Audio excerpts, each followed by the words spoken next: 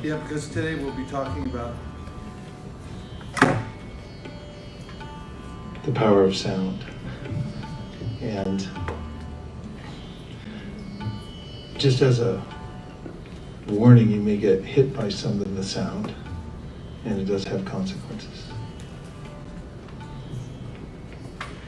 That'll be one of the topics that we talk about today. We haven't started yet. But another way we kind of have. Thanks for coming. It's great to have you all here.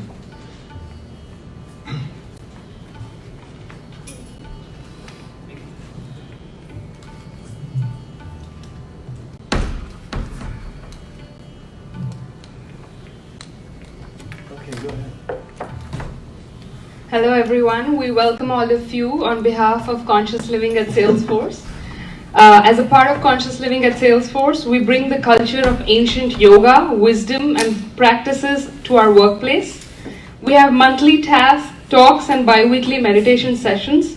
Vaisesika Dasa, veteran monk, author and spiritual guide, travels throughout the world sharing knowledge gained from 4 decades of Bhakti Yoga practice and dedication to spiritual entrepreneurialism. Speaking at corporations, universities, and nonprofits, he teaches universal principles of personal spiritual development. Renowned for his wisdom and inspiring speech, he has a way of making ancient wisdom and practices relevant and accessible. In this talk, we will learn how spiritual evolution begins with the tongue. Change your speech, change your life. And let's hear more from Vaisesika. Thank you. Thank you. Well, it is true, I've been practicing Bhakti Yoga for over 40 years. And also, I've been mixing it up with life itself, which I have lived now for about 63 years. I just had my 63rd birthday yesterday. So the two actually go well together because one way or another you have to actually live in the world and interact. And I find, as is suggested by the ancient teachings of yoga, that the two go well together. We have to have some counterbalance. I have to have some counterbalance to the ways of the world, the complexities that come up. And they're both internal and external, but one of the philosophies of yoga is that they're mostly internal because we don't see the world the way it is, we see the world the way we are, which is the gain's a little high. Oh, you got it. And one of the ways in which one can go quickly to the essence of the practice of yoga, which comes from the word yuj in Sanskrit, which means to connect. And connect to what? Connect to our original source.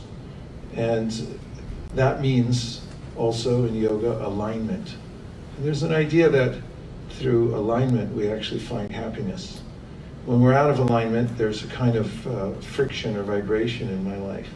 But through alignment, I feel naturally peaceful, happy, insightful, because that's my nature. But when I'm distracted and when my energy, which is my conscious energy, goes out and ricochets off the various multitude, I should say, of objects in the world, then as the Bhagavad Gita puts it, there's bahu shaka hyanantascha. There's a way in which my intentions get bifurcated or many-branched. Bahu shaka means many-branched, and I get distracted in a way that causes me to lose sight of my higher self. And speaking of which, there is a description of the difference between my body, which is definitely a self, but it's only here for a little while. It's like a car. I identify with my car, and I say that's my car, that's me, actually. Or if someone says, there goes the president, generally what happens is you look out and you'll see a motorcade going by. And so in a similar way, the body is called also a field, a kshetra, but it's a young field. We just got it recently, a few years ago. in my case 63 years ago, but that's still pretty recent even in geological time. And then there's a more ancient self. Are you comfortable over there? Because we have front row seats up here. We saved them for you if you like. Okay, that sounds good. If at any time anybody wants to transfer closer, feel free. I'm vegetarian.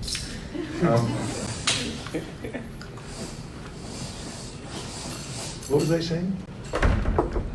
Your new body, the young Yes. field. Then we have what's called the psychological body.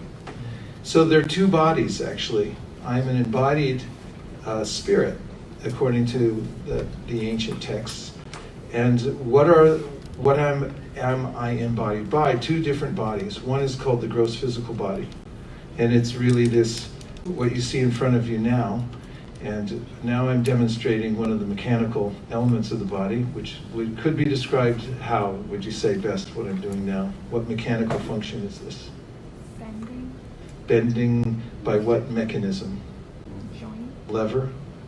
Like kind of a lever and a pulley type of thing. And then I've got a heart that's more like a pump. Yeah, decidedly a pump. And there's all kinds of different functions that go on in the gross physical body. And then we have what's called the psychological body, which is composed of what's described as the chitta. And that really is made up of the mind, the intellect, and the what's called the ahankar, or it's a subtle element which is called false ego, which connects me to the spiritual substance within the body, to the external world. The conscious self is called the Atma. So one of the important aspects of the study of yoga, or I should say practical aspects, is categorizing and prioritizing energy. And there's a description of lower and higher energies. Why is this important? It's important because where attention goes, energy flows. Wherever I project my consciousness, I'm going to end up in that place. And when I project myself into lower energy, then I become absorbed, or it's what it's called in Sanskrit, abhiniveshita. I'm absorbed in a myriad of anxieties, complexities, and so forth. And I'm carried away by what's called the lower energy, the material energy. And when I'm able to identify a higher energy and focus my attention there, then I experience an entirely different set of feelings and have different experiences, which are described as happiness, compassion, an awareness of life within others. I see the body, but I'm actually feeling the life within the other bodies. So there's a sense that's actually expressed in the Constitution of the United States. Everyone was created equally. On the physical level, you won't find much equality because everybody's different one way or the other. But where is that equality coming from? From the spiritual level. And we intuit that we're all equal on that level. But through the practice of mantra meditation, and which is under the umbrella of yoga, one comes to have this vision of equality and treating people, every living being, with respect. These are some of the symptoms of what is called the yogic state or spiritual consciousness. And so today, there are a few points that are more specific and practical. The first is that you're a creator. And a question was posed on the marquee, the electronic marquee, announcing this class, which was, what is your mantra? And we could say, in one way, that everything we say is a kind of mantra. In fact, one of my colleagues likes to say the world runs by mantra. Like you say, please open the door. That was a mantra. And somebody opens the door. Please pass me the salt. The salt comes to you magically because you said it.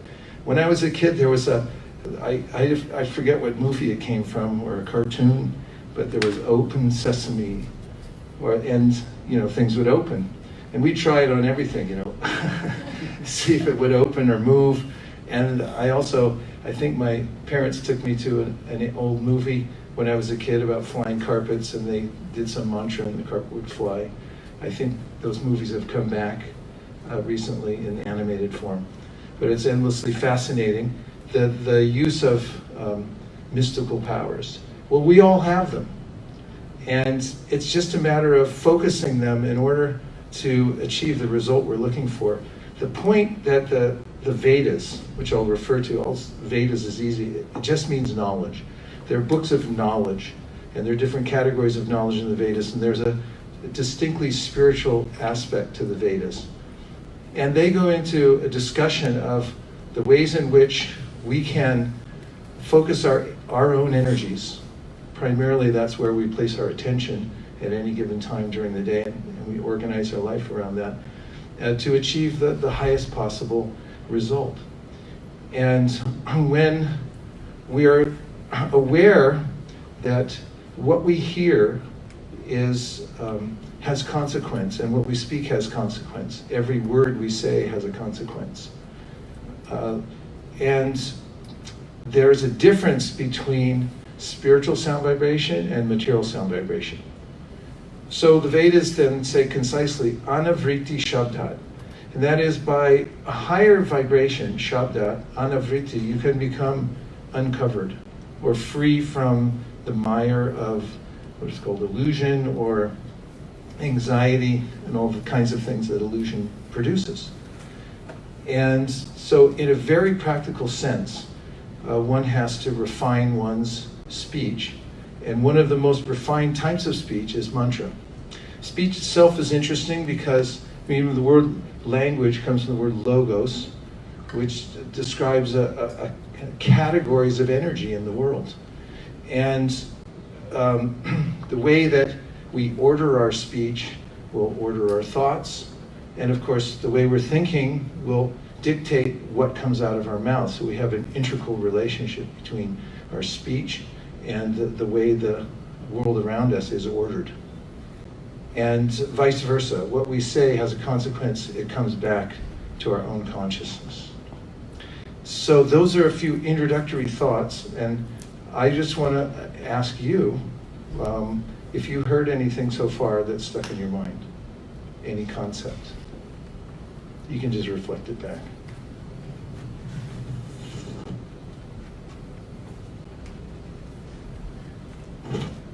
We have an extra microphone too, so we'll be able to hear you, and everyone on the bridge can hear you too.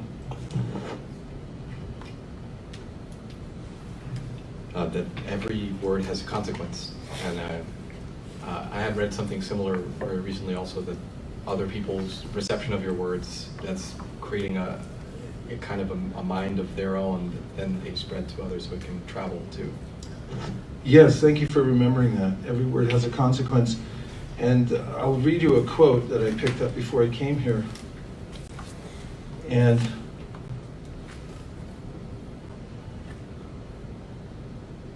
this is from an author,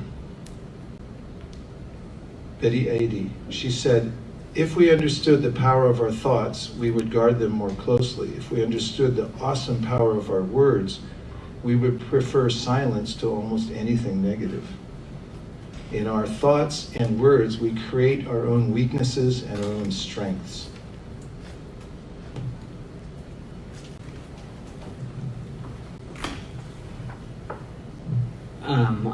Thank you for being here. I think for me, it ties back to what you said, is your words do have consequence, but they are also a reflection of your intention. And so for me, it begins with intention. Such a good point. Thank you so much for bringing that up. I mean, what is intention anyway? When you think about it, it has the word ten in it, just like the word tendon. The bones and muscles are held together by tendons. And the way in which we connect with the world is through our intention. And not only that, and this is one of the points that comes up in the teachings of mantra and in yoga in general, which begins, interestingly, with our speech, is that sound carries consciousness. The consciousness that we have within us gets manifested through our speech. And not just, I mean, there's an old saying that a fool is not discovered until he or she speaks. Have you ever heard that? Maybe well-dressed, but then it's like, here's a mic, and it's like, uh-oh. Or there's, he had nothing to say, and then he said it. So there's lots of ways in which we recognize speech as manifesting what's internal, but in a very subtle way, it actually carries consciousness. And there's a tone to the speech, there's a vibration. Of course, that goes without saying, because it is a vibration. And the whole world is vibrational. It's made up of vibration, according to quantum physics. And therefore, there are terms like, have you ever heard someone say, I don't like your tone? Was it good when they said that? Not really. I don't like your tone. You might have said the right thing, but then someone says, hey, wait a minute. You didn't mean it, or it was sarcasm. How do you detect sarcasm, for instance? It's like, it's the timing, but it's also, there's a quality to the vibration. So this is a very important point. What the intention is in the heart, I mean, where does intention come from? It doesn't come from a dead stone. It comes from a conscious entity. Intention, volition, any kind of active force of creation or of feeling in a certain way and having a desire comes from the active consciousness. And that's the Atma within. And through the speech, it gets manifested. What to speak of the fact that there's speech is creative in many ways. For instance, there, as a definition of what's called authorized speech that comes out in the Vedas. And an example that's given is if you go to court and the judge issues her verdict and says, you're awarded $1 million. Do you get $1 million? Yeah. Well, I mean, you got to collect it. But basically, by law, yes. Why? Because she said it. Now, if she's standing down by the 7-Eleven and you're walking out of the store, and she's the same person and says, you get $1 million. You may not take it seriously, but in a certain context, when it's authorized speech, when it's lined up through a certain channel and at a certain time, then the speech acts. It has its power. Another example of the power of speech. What other things did you hear? We'll take 2 more.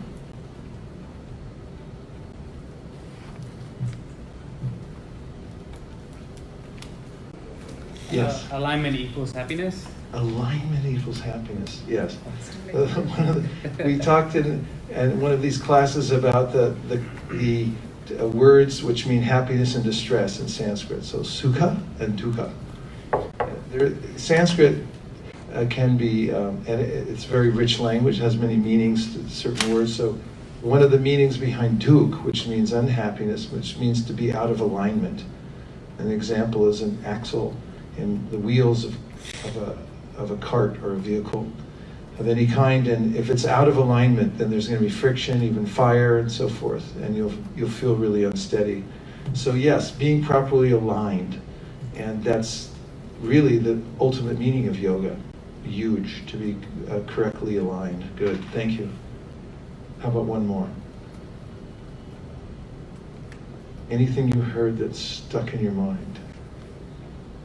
Like mango sap. If you get it in your hair, you can't get it out.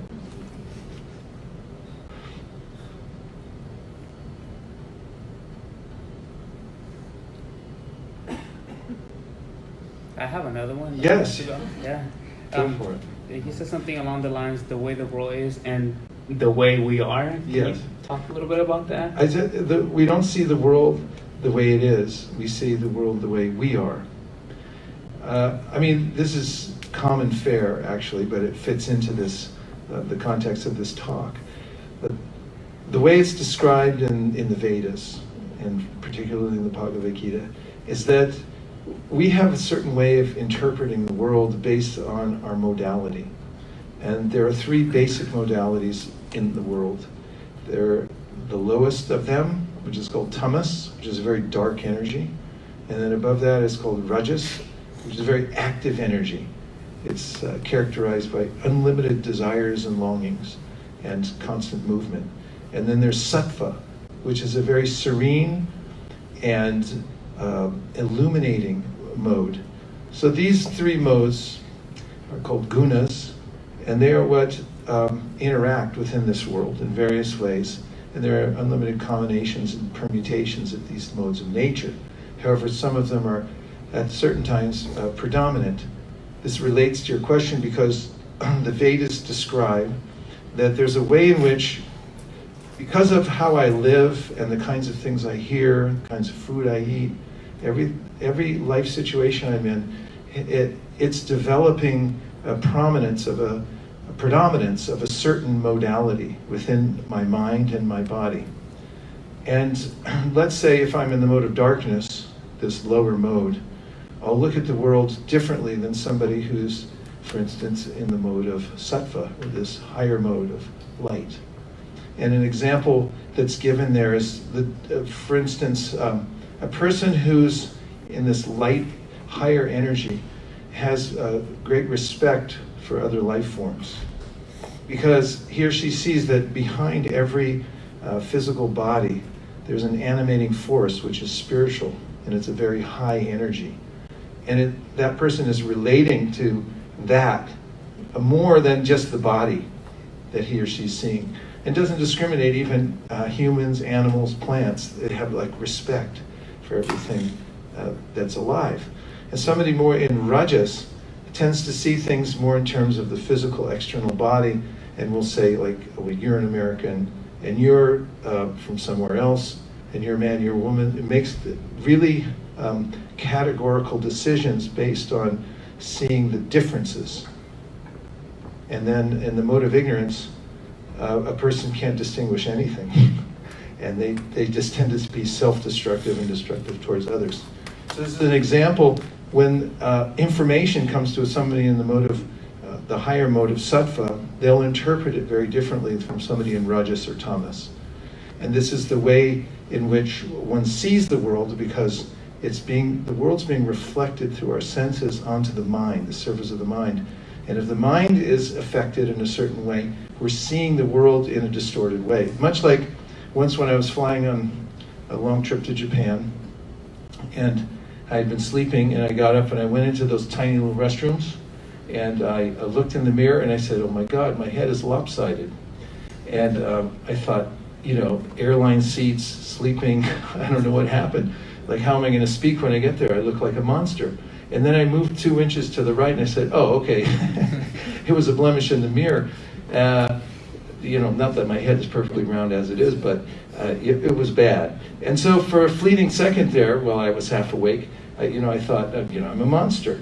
So there's a way in which the surface of the mind is described to be like a Cheto Darpana Marjanam. It's a Darpa, it means a mirror, a reflective surface. So I'm seeing the world, but if the mirror itself is dirty or contaminated in some way, then I see things in that way. And the modalities are what affect the mind. So in the card that I handed out today, I mentioned a few points about the yogic lifestyle, which is that, or maybe I didn't, but I will now. The way we organize ourselves in our lives, the modes we expose ourselves to throughout the day and week after week will determine how we look at the world, because that's how we develop ourselves. Yeah. Yes. Thank you so much for putting this together. And on the topic, you are the creator. Yes. I felt like this is really true because for me internally, the story that I tell myself, that I rewritten myself to reveal in retrospective, and to be looking back at different time of the age, it changed as I grow older to gain the wisdom and the clarity of it. When I was young, decision was made, and it was different time then. So how as we grow older, how do we shed the things that are no longer true or untruth to go forward, to claim clarity, to claim oneness, wholeness, nice is love overall. And Yeah. that understanding. Such an important point. Thank you very much. There's a way in which our words about ourselves, how we're telling our own story about who we are and so forth, affect us. We also notice that what other people tell us that we take in may affect us in a long-term way.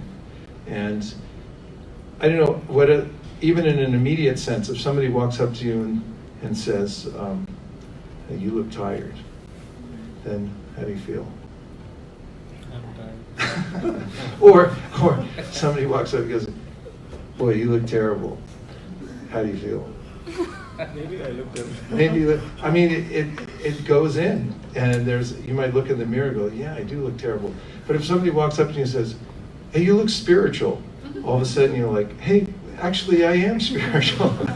It sort of cuts through the coverings all of a sudden, because that's actually our identity, beyond these two bodies that we're transporting ourselves, that are transporting us through time and across geography. So, yes, very important. The story we tell us. In fact, there was a quote I saw here that says,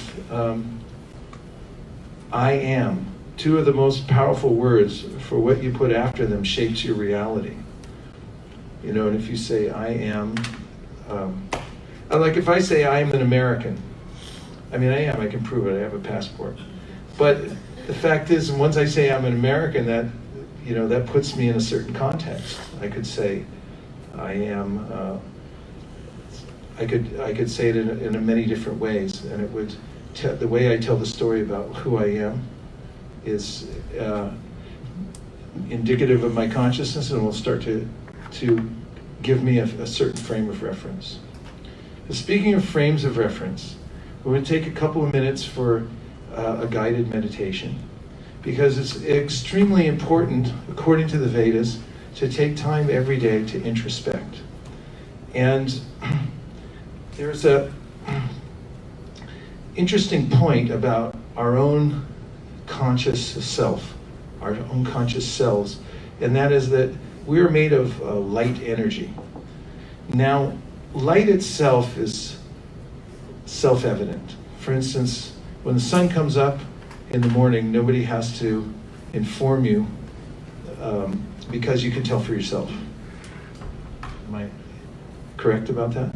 And in a similar way, there's a description of the experience of alignment, of spiritual awakening or connection, which describes how when you're hungry and you eat food, you feel naturally satisfied and your hunger goes away and you feel nourished. And nobody needs to give you a certificate, because you know for yourself. I've always wondered about that. How do you know when you're hungry? You ever thought about that? You just are. And how do you know when you're satisfied? You know, right? You know. So in a similar way, through introspection, and especially guided by mantra meditation, there's a way in which you can connect daily to your higher self, the Atma, and experience the nature of yourself beyond the two physical bodies, gross and subtle. And that's really important, because once you have that perspective, it gives you an awareness that I'm not necessarily part of all these thoughts that are going through my mind. They're being manufactured at a certain level. I'm not obligated to hold on to them. I'm not obligated to hold on to the whole life situation that's going around me and say that this is me, and I have to become stressed about everything that's happening. So let's try this really simple form of meditation called mantra meditation. And I'm going to introduce two mantras in this session. One of them is written here. It's only one syllable, Om. And this is a seed mantra that you'll find throughout the Vedas. And Om is like a zip file. When you see the icon on your screen, it may look insignificant, and it may look like nothing's really there, but when you click on it, then it becomes manifest and all the various files come out.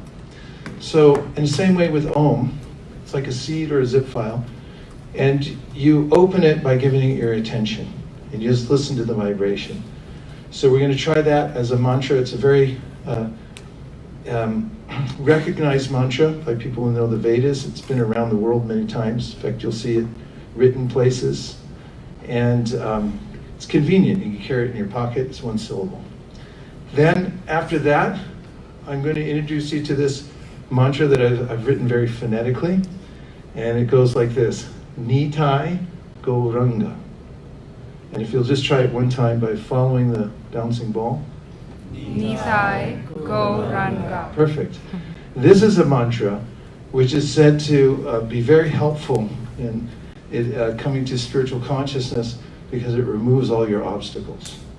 The obstacles of self-doubt or any of the fog that's around your consciousness. The Nitai Gauranga mantra is very powerful, and it's also meant to invoke the happiness within your heart. So that whatever other spiritual practice you do, it opens you up and clears the path for you. So I'll take us just into a meditation, and then I'll begin by saying the mantra, and if you'll, I'll say it in unison, it'll have a particular effect of the group. And also, I encourage you, if you can, to count the mantras, and if you hold up your right hand, you don't have to make a vow. I'm just going to show you how to count. And one is here in between the two sections on your ring finger. Say 1. 1. Now move it down one section to the bottom. 2. 2. Bottom of the little finger, say 3. 3. Middle of the little finger, say 4. 4. Top of the little finger, say 5. 5. Top of the ring finger, say 6. 6. Top of the middle finger, say 7. 7. Top of the index finger, say 8. 8. Middle of the index finger, say 9. 9. And bottom of the index finger, say 10. 10. So the reason I bring this up is one of the practices of mantra meditation is to count your mantras. Because if you are consistent in chanting your mantras every day, and you count a certain number of mantras that you do, then you'll start to notice the effect. Just like when you go to the doctor and he or she says, take the full course, don't stop halfway through. So in the same way, with the mantras, it's like a kind of medicine at first, and starts to clear things out for you. But take the full course. If you're taking it 3 days and all of a sudden you go like, I'm better, I don't need it anymore, or I don't feel like it today, then you won't get the full effect. So you want to, especially, we have a 21-day challenge, to do it for 21 days, and do your mantra every day, and then you'll definitely develop a new good habit. Okay, so I'll be doing these 2 mantras, and if you'll just find a comfortable position and sit up just a slight bit straighter than you were a second ago.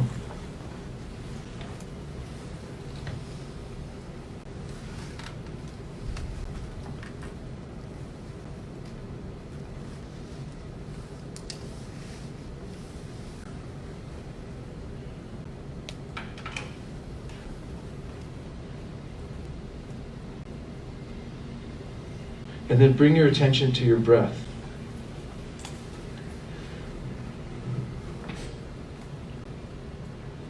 And it helps to get started on focusing on your breath because the mind is fickle and wants to run here and there. By mentally saying in when you inhale. And as you naturally exhale, say out.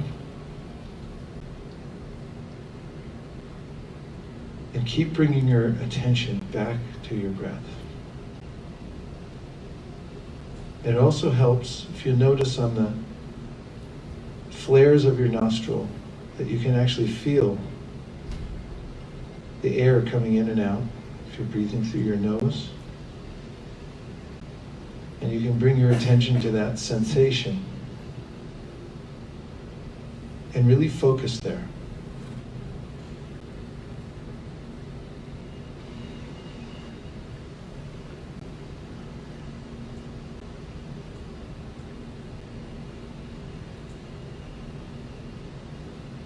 The focus helps to expand the chitta, or the consciousness. And you may notice that there are competing thoughts. But while you're in this state of introspection, just notice the thoughts. But give yourself permission, just for a while, to not react to them. You don't have to respond to any of them. You can look at them as clouds passing through your internal environment and just let them go.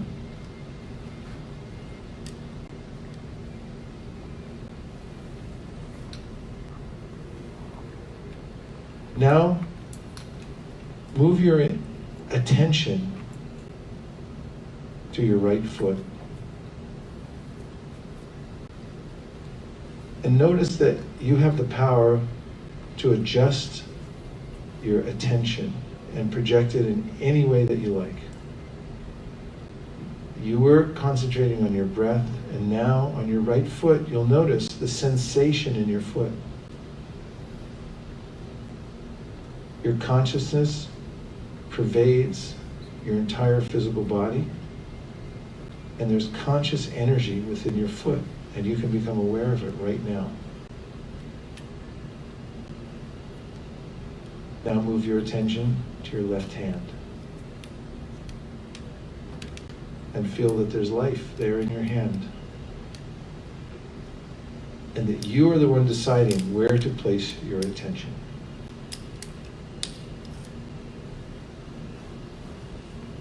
And now move your attention, your main asset in life, or your only real asset, to your heart space. Herein is a center of energy, according to the Vedas, where you live.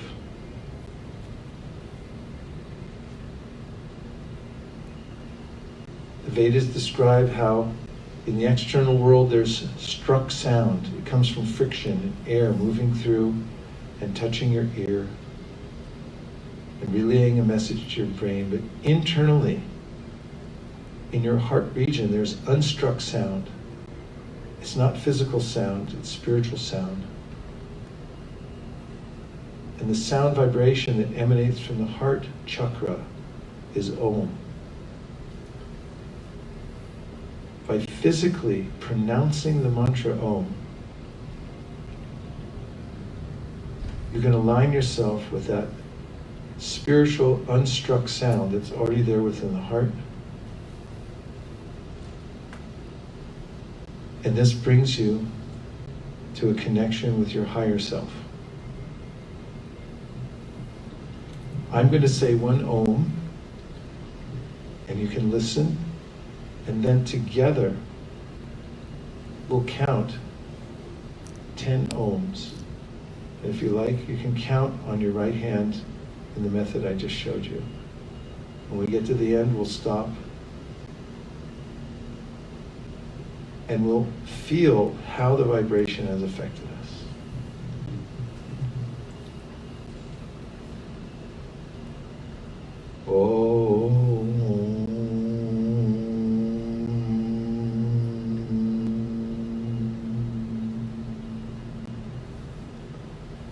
Now everyone can join together for 10 Oms.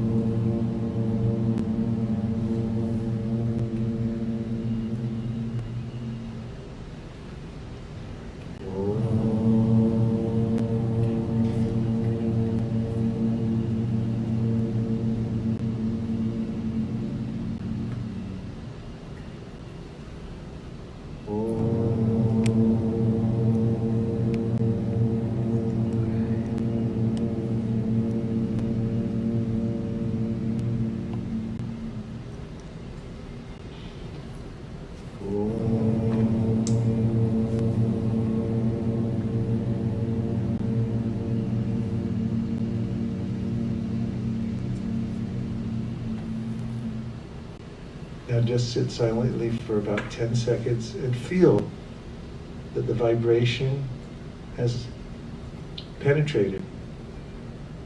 It goes into your ears, it goes into your cells. And there's a resonance with the unstruck sound of Om within your heart.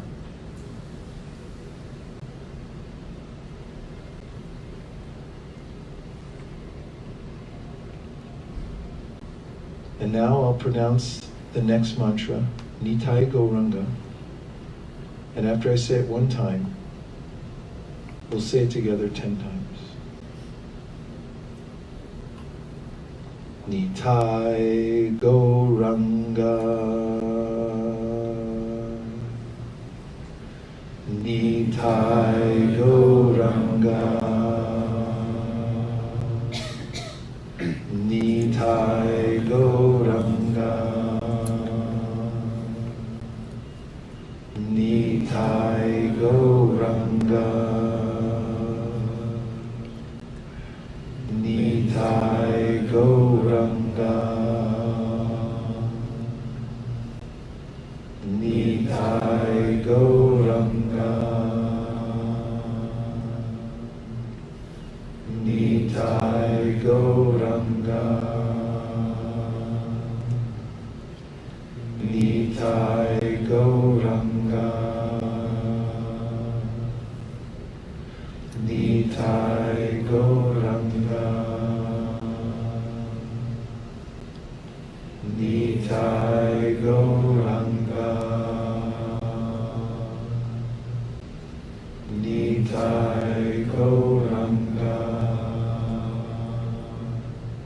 And now just sit for a minute and feel the effects of the mantra. It's like a sound highway. It takes you to the higher realm of your consciousness just by writing the mantra. The world is run by mantra, but you get to decide which mantras you introduce in your personal life. If you choose the mantras that have been passed down through a spiritual channel, you can taste for yourself the difference between that and the lower vibrations that come out of the combinations and permutations of worldly speech, including gossip, daily news, and all kinds of other information that may simply agitate your mind.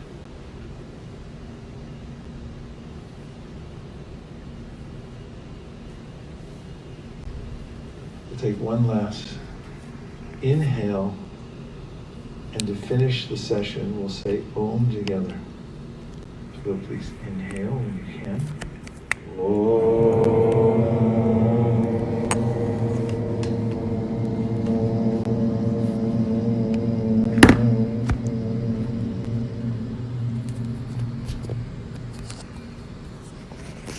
Wiggle your toes and your fingers. You can place your hands on your chest and feel that external physical body. Open your eyes and come back into San Francisco, California. Welcome back.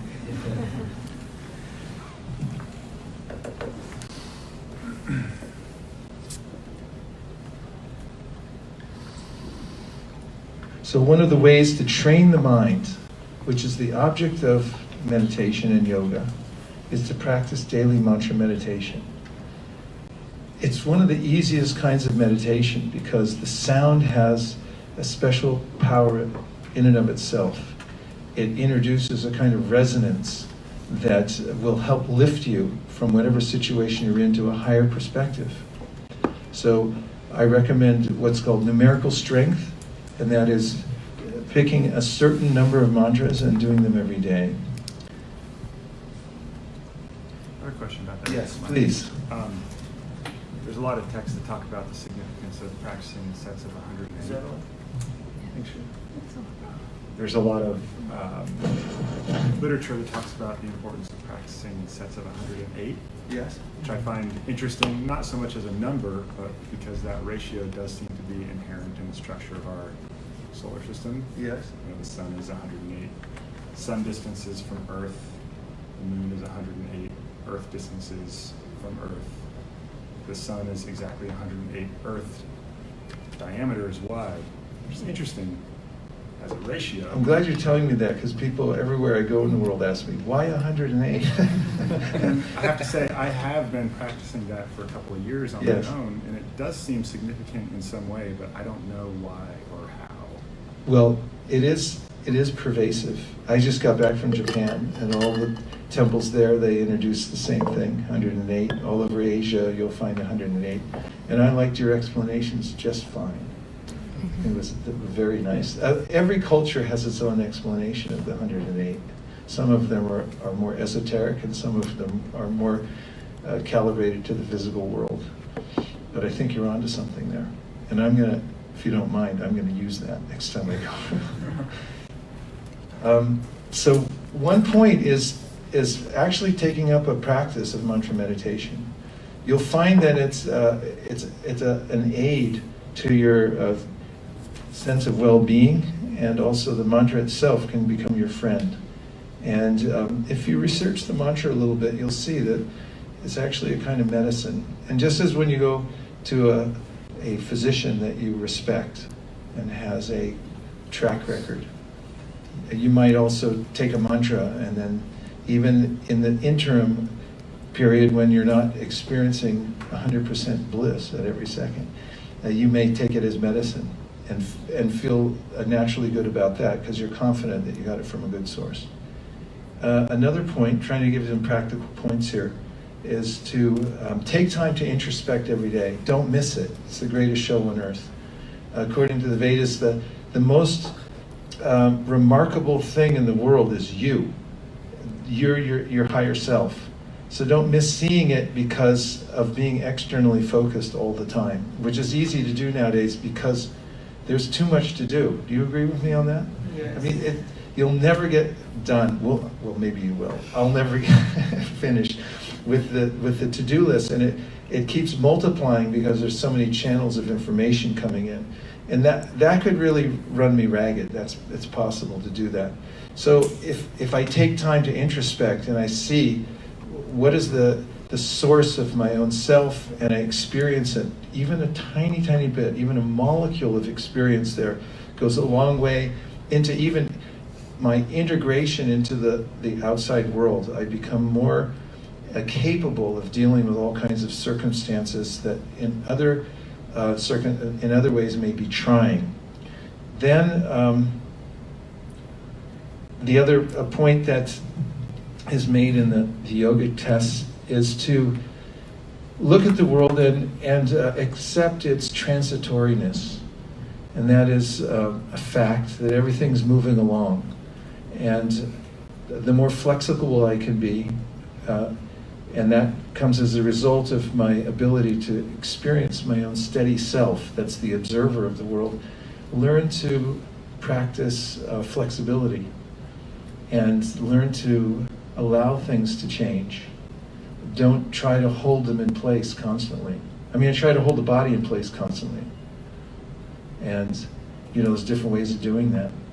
And I'm trying to keep that one image, but it's a fluid entity. It's always moving like a river, and so is the whole world around me. So don't be attached to everything that happens. Let it be. And now we'll take a few reflections. Okay, good, we have a little time. A few reflections from anything that we've done so far, or talked about, or experienced in the meditation. Yes. And now, for the sake of us not getting screamed at by all the very nice people on the internet who are watching, use the mic. Yes. So this is more of a question, actually. The two mantras we practiced are very much about kind of creating certain maybe vibrations, and they're very much about the tone and quality in that way. Mantra is also used to refer to like statements people use as repetition to for intention, and I'm curious to know what your thought is on that, or if that interplays at all, or if that's kind of a totally separate camp. Well, it's indicative of what I was saying, that the word language comes from logos, which has a very deep meaning, that there are categories of energy that are organized that can be described by language. They already exist and they have an inextricable connection. That's why there's a sense of, when we say any of the ologies comes from the word logos. And because there's a sense in nature, there's a natural order. That's what it means that there's a logos that can be described and that goes back to our original source. The Vedas say too, Janmadya Salyataha. Everything comes from one original source. That from which everything else emanates. And so it all has, there's a unity to all things. Even in the material world, all the variety, and that's a miracle unto itself, that everything is unique. There's not one particle in the universe, or one person, or one circumstance that's the same exactly as another. It's all unique. But at the same time, there's a unity to it. It's called unity and diversity, or Achinta Beta Beta Tattva. Even though it's all one, it's one thing, but it has unlimited variety. So what was your question? Why don't you restate one more time? I interrupt myself quite frequently. But that was very, very interesting, and it definitely relates. My question was just the notion of more verbal mantras that are known statements versus the more abstract kind of utterances or sounds. Yes, what a good point. I wrote down a definition of mantra, which says something. It's a transformational phrase, a phrase that can cause transformation. Of course, you could say that about anything, because if you say, please close the door, I just changed the environment because somebody can just close the door. But there are higher mantras and lower mantras, just as I was describing how there's higher energy and lower energy. And when you get into the esoterics of mantra, you'll find from the ancient tradition of the Vedas that many of the mantras are personal. They refer to, energy sources that are coming actually from higher beings, if I may. And so there's just like you may have a nickname. I'm not going to ask you to tell us what it is, right? Because if you tell us, then, that's a very personal thing, right? Does anybody here have a nickname? Maybe. And so let's just say if you're walking in a city you've never been in before, where might that be? Bora Bora. Is that fair? And then somebody rolls down the window of their car and then they yell at you your nickname at you. You'll suddenly think, like, this person knows me, there's some connection. So in some of these mantras, there's a way in which they're very esoteric meanings, that it's connected, we're connected on a higher level, and that's, there's something in a name. Like we say, did you get his name? You get the name, then you can look up everything. You find out, everything about the person. So as I was saying about the zip file, so, some mantras are meant for more mundane operations. They're dealing more with the lower energy, and there's some that are dealing more directly with a higher channel of spiritual energy. Okay. Yes. Two questions, both kind of short. Does it make sense to practice a mantra if you have no idea what the words are that you're saying? For example, I've come across like Hare Krishna, Krishna Krishna, Har Har, Har Rama, Rama Rama, Har Har. Like, I have no idea what any of that means. Yeah. But these texts say it all day long, no matter what.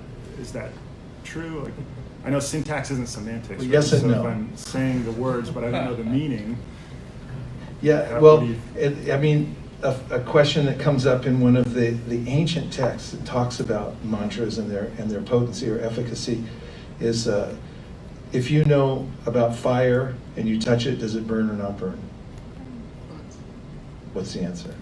It burns, yeah. So mantras have potency, and if you know or not, or you don't know, then they'll still have an effect.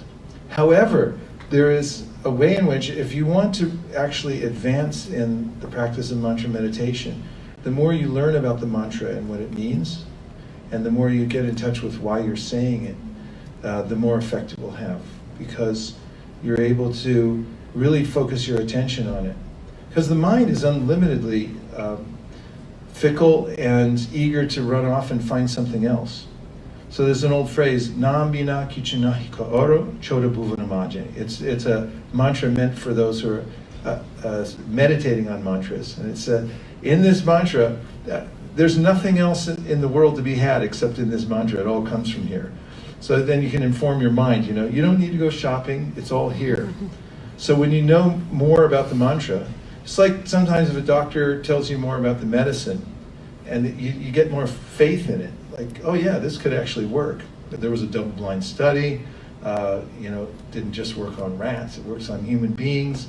The reason is there's this chemical, and it affects the. Help me out here. Something. Huh? Receptors. Yeah, the receptors, and because of that, that's why you feel better. And they're like, yeah, okay, now I really, you can even become an advocate then. It's like, yeah, you should take this. I heard about it, double-blind studies and so forth. So there's this concept called shraddha. So this word, sometimes it's translated as faith.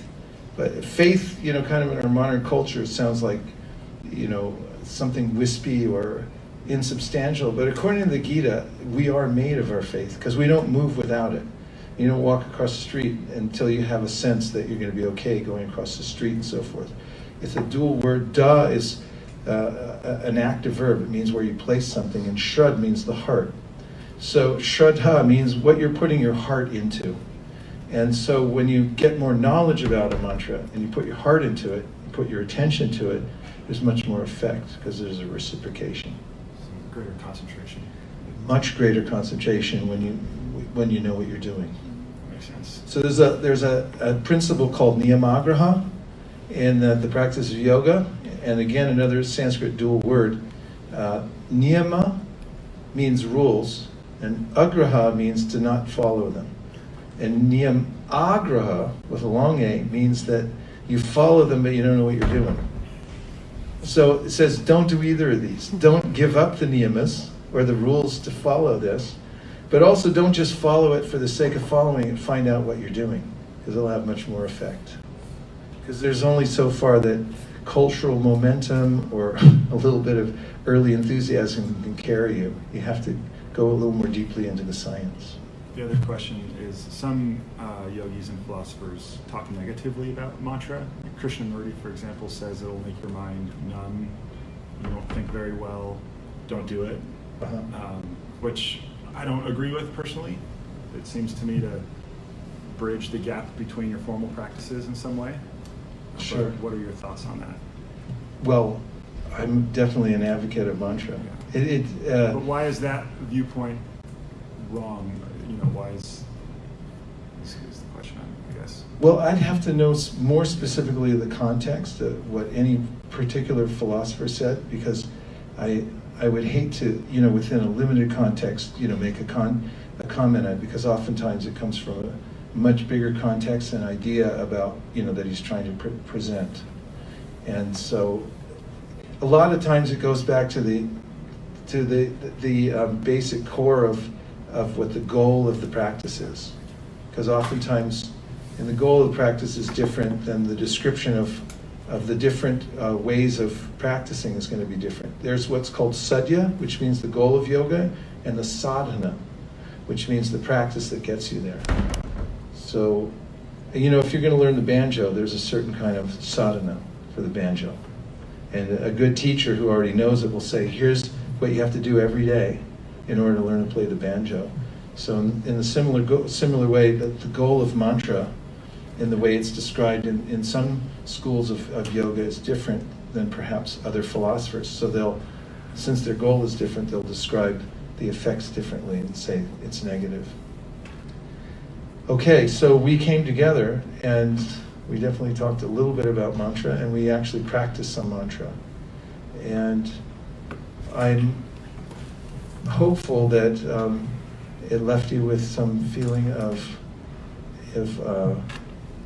improvement or a tool that you can take away so that you can use on your own. Also on this card at the end, you'll see we have now follow-ups to these sessions. On the back of the card at the very bottom, spiritual fitness.